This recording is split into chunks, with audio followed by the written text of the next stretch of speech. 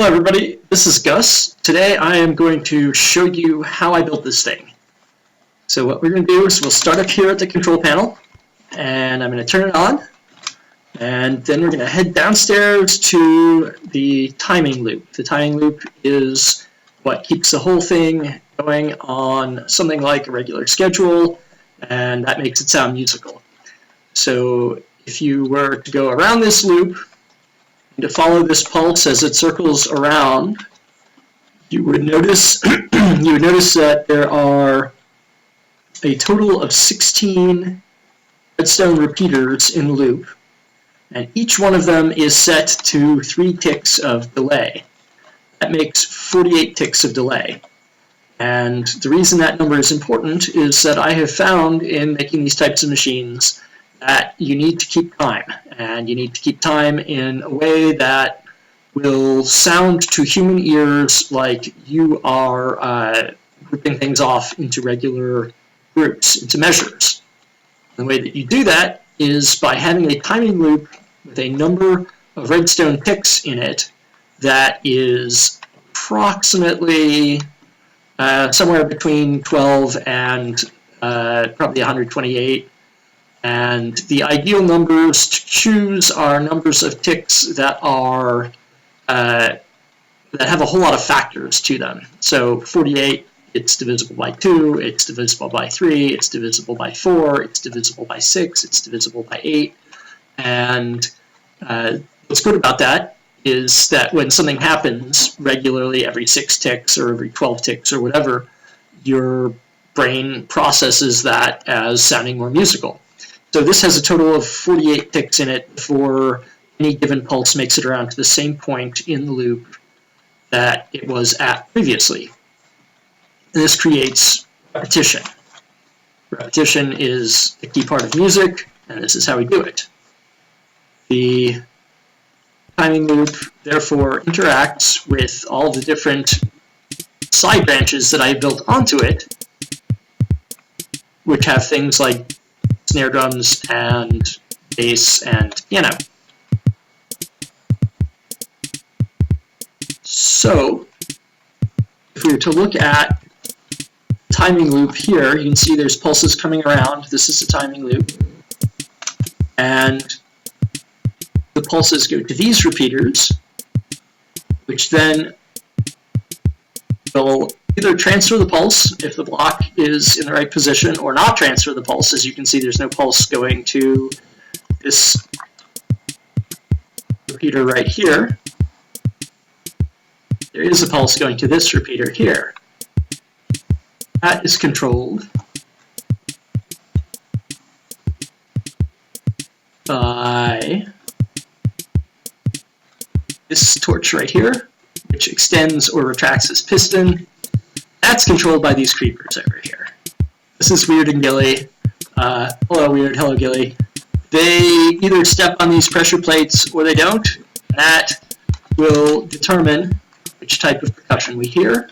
It also determines there are 2 different side chains for chords, there are 2 different side chains for bass, and there are 2 different side chains for piano. And all of those are controlled at that one little pad down here with the 2 creepers and the 2 pressure plates. Head back to the timing loop a little bit. This is Ziggy. He's in charge of the timing loop. Whenever he stepped on this pressure plate, a pulse gets entered into the timing loop. And simultaneously to that, this array will open up a bit of a gap in the timing loop, and sometimes a pulse will get eaten. This constant adding and subtracting of pulses causes the timing loop to introduce variation to the music. Part of music is repetition, part of it's variation. Well, this is where the variation comes in, or at least one place where the variation comes in. Anytime you see this piston retract, sometimes you can actually watch it eat a pulse. So a pulse will be coming along, the piston will be retracted, and it will have no place to go out of this repeater, and it'll just die there. But at the same time that Gilly does that, he's also adding a new pulse to the system. So sometimes you'll hear, like, the beat will fade away, and then it'll come back. This is a very simple rhythm right now. Sometimes it gets more complicated depending on what the creepers down there have been doing. I'm going to turn on now the base, and we're going to talk about the other key component that is made into this machine. It's been built into this machine. So, timing loop controls when a pulse goes down a side chain, and one of these chains for base is always going to be on. So when a pulse comes in, the base line here plays, unless that is, you mute it. And then you stop hearing the bass. That mute goes all the way back to the control panel on the roof. So you can flip a switch on the roof and just turn off all the bass, because when this and this are both lit, they don't accept the new signal, and so the bass falls silent. Here, see, this is a block on a wood, but this one's muted. I mute it with a sticky piston and a piece of glass for various reasons. It's sort of an aesthetic choice. I could have used a non-sticky piston and no block. I kind of like having blocks flying around. I also kind of like the ability to do this horizontally, and you run into problems with quasi-connectivity if you try to use a sticky or a non-sticky piston and no block, and you'll find that the piston just stays out and does not retract, and you just don't have a node. Anyway, what makes these be on or off? What makes the sticky pistons either mute or not mute different parts of the baseline? Well, this is what I call a glitchy binary counter. It is a binary counter which works essentially like a binary counter as far as these concrete powder blocks go. But then it's also got interference going on, so it doesn't sound exactly like if you just stack the binary counter right on top of a bunch of note blocks to mute them. It has these creepers here who are selectively taking away the redstone blocks that would otherwise power the binary counter, would otherwise allow the signal to go through. So the binary counter determines whether potentially a signal gets through, and if a redstone block is there, the signal gets through, and if the redstone block is extended, then obviously it does not meet up with the repeater, and the whole thing doesn't happen. These are the spiders from Mars, by the way. We've got some of them up here too. This glitchy binary counter selectively mutes base notes. It changes intermittently, which gives you a bit of repetition, but also with variation.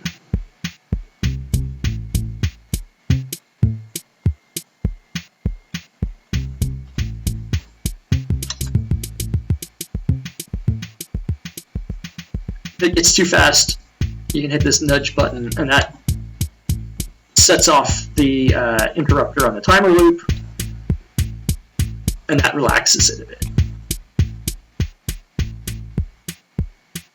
It also reintroduces a pulse, so it's impossible to make it go off entirely. It's impossible to silence it with a nudge. I'm going to turn on the main melody, which will kick in any second.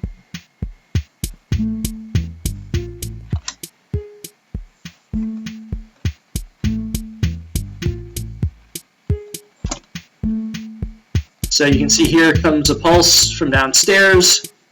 Again, it's one of two different lines that it could play, and this will change periodically. There it went. I didn't have to do that like 5 million times. I'm actually doing this all in one take. The pulse will now come to... Oh, it switched back again. Okay. So it will come to this chain of blocks. You can see they all have 6 redstone ticks in between them. That means that it's all at an intrinsically fixed amount of distance away, and what makes the tempo change sometimes is that there are more or fewer pulses in the timing loop downstairs It gets sent up here to this chain. And sometimes you can make it really, really active by having a whole bunch of pulses, and you get lots of nodes close together. Right now it's pretty chill. And again, you can see that this is the same architecture of the glitchy binary counter. We have some papers up here. I used to use real spiders, but it's a lot less elegant because they climb up the walls and they get out and stuff, so it's a pain to deal with spiders. This redstone block sends power through here. That causes this one to be muted for now. Is 15. That makes it an A. This whole thing is an A minor, so you can just break the block away here and you'll hear it next time. Oh wait, let me do it on the other side.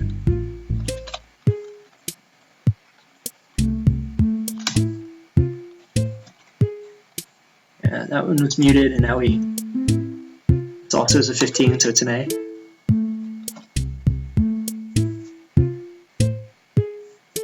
And I'll mute it again. And there, it did not do its thing because it wasn't supposed to. So you get gradual change with repetition. Sounds like we got an extra pulse or two in the timer.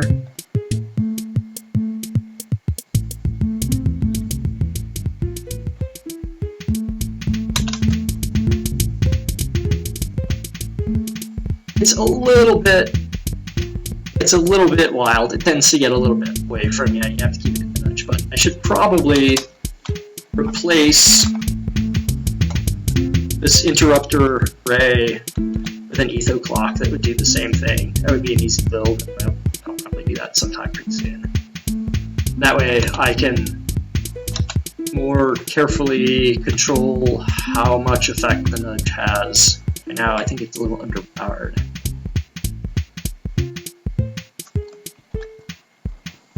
But there's a chord line, turn off the bass and the melody.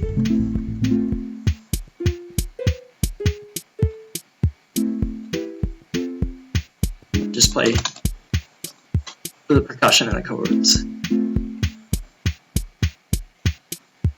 The chords are not muted. I can mute chords. I could build something that did that, but I decided not to on this one. And here we are. It uses what's called the Andalusian progression, although it's a little bit chopped up and it's a little bit twisted around because I've sort of not built it to just play always the same thing all the time.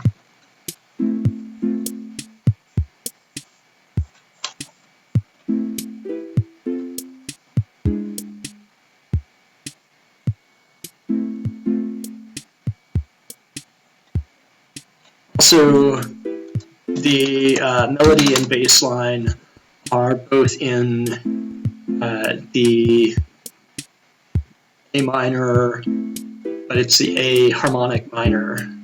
I'm sorry, no, it's the A natural minor, because the A harmonic or melodic minors are just too difficult to program. Both of those require paying attention to whatever the last note was played, and if you're ascending the scale, then you flatten or sharpen a note, or if you're descending a scale, then you flatten or sharpen a note relative to whatever is the other direction. And I have scratched my head about how to program that in Redstone, but without making something that is probably 10 times the size of this, I'm not sure how to make it always work. Maybe somebody can solve that puzzle, but I haven't been able to do it. So it's a natural minor, and it sounds okay. I might want to give more attention to it, and maybe if I came up with a different architecture for the whole business, I would be able to work somehow, but I don't really know.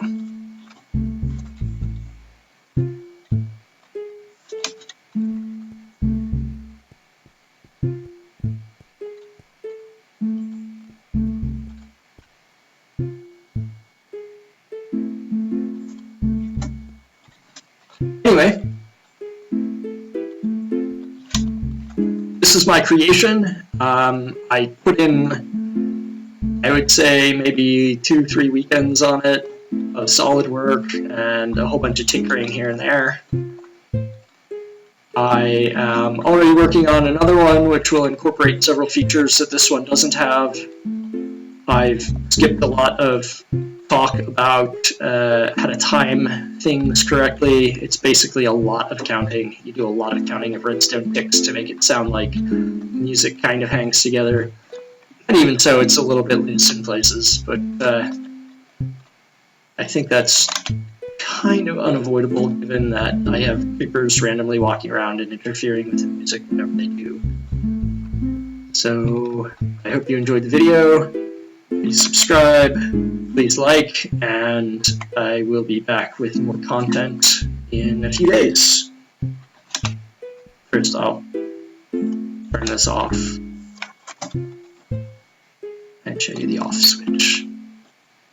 When you turn this off, this concrete powder is no longer a part of the timing loop. The timing loop is therefore broken, and the whole thing falls silent within a few seconds.